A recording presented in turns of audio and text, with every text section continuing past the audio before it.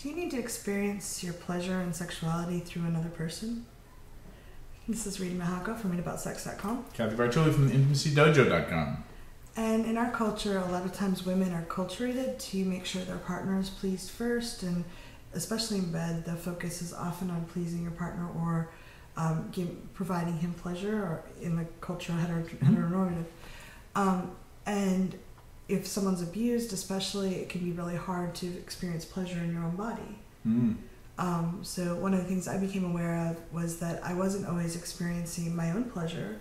I was needing my partner to feel pleasure and feel turned on before I would allow myself to feel excited or turned on, or allow myself the joy of what I was feeling. And I had to really, once I started noticing and being conscious of it, I can tune into my own body and go, oh, I don't need the other person. I like it to be consensual. I want it to be consensual. But I can have my own joy and my own pleasure without having to go through another person. And that was a new insight for me, but when I was talking to Reid about it, he was sharing about Esther Perel, who I think is amazing. First I have questions. Yeah. I want to know more. So one part that I'm hearing is it's a turn on for you when your partners are experiencing pleasure, or they are turned on. I can usually feel their energy, so if they're turned on, it turns me on. But there are times when I wasn't really connected with my own body, because when I was younger, I was abused, and I could feel the person who was doing things to me, I could feel his pleasure, and I certainly wasn't feeling pleasure. Or after a while, as I got older, my body responded, but my brain was saying, no, I don't want to do this. So the only one way I found to make it more endurable was to experience the other person's feelings and not my own.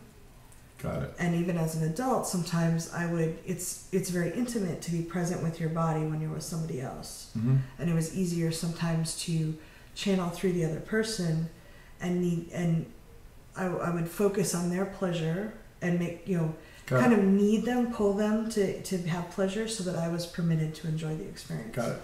And then is that different for you as an adult around, I can't get off until I get my partner off kind of a thing? Because I know for me as a cisgendered male, and the idea of it's just polite if I'm sleeping with a woman, and also when I'm sleeping with men, to make sure that I've given them a good time before I take my good time.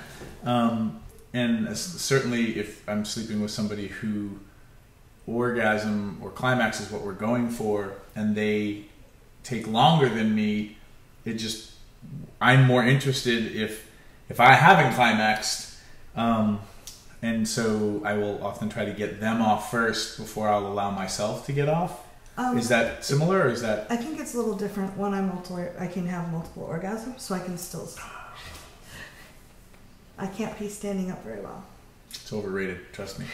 I would take the multiple orgasms. Leave comments below. Which one do you pick? Standing up, peeing, or multiple orgasms? For me, it wasn't so much courtesy or caring about my partner. It was I would need my partner to have pleasure for me to be allowed to have pleasure. Got it. And so I needed them to be having a good time, which puts pressure. People can feel that kind of pulling energy, rather than just owning my own body and my own experiences and caring about what they're feeling. And where that's really tricky, I would imagine, is if you're sleeping with somebody who needs you to be feeling pleasure, for them to feel pleasure. There's a kind of, that can be pretty messy. Things grind to a halt. Yeah. And I think once I was aware I was doing it, I could just take a breath, and I like to feel my body, wiggle my toes, feel my ankles, just get myself back in my body and remember that the experiences I'm having are actually mine.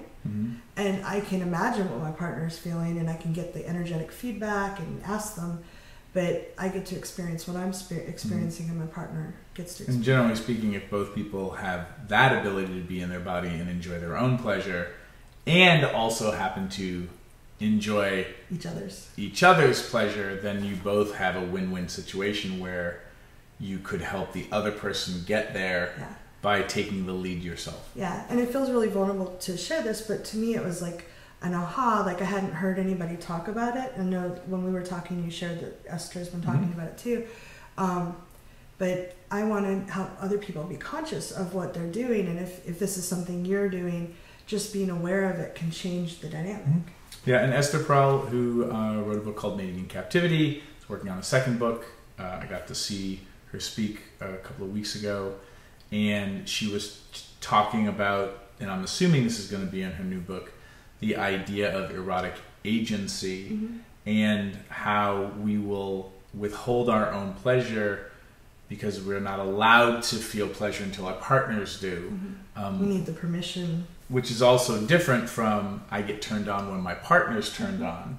And she had mentioned, you know, the ability to turn yourself on and ask yourself questions like, I get turned on when, I get turned off, or I lose my desire when, and not making it about when my partner does this, I lose my desire, but more like I lose my desire when I do this.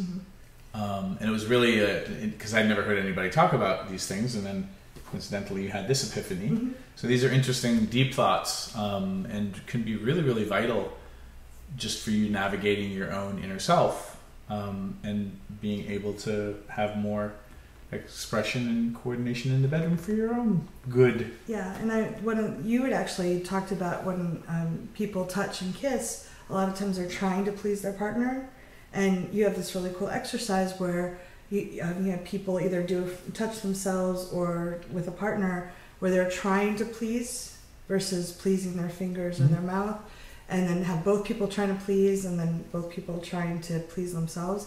Very different experience, and I think that's really related to this. And again, that exercise, and there's a whole bunch of amazing geekery there. Betty Martin, who runs a workshop called Touch Like a Pro, those exercises I got from her because she showed me those things. I was like, holy crap, this is so powerful.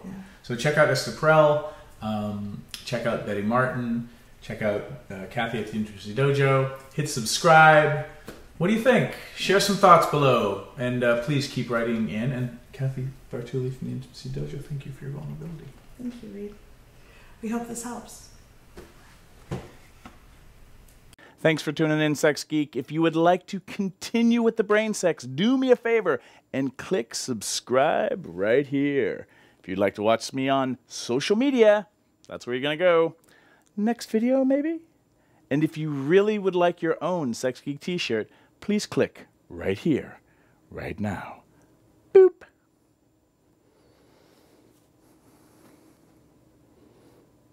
No, really, like...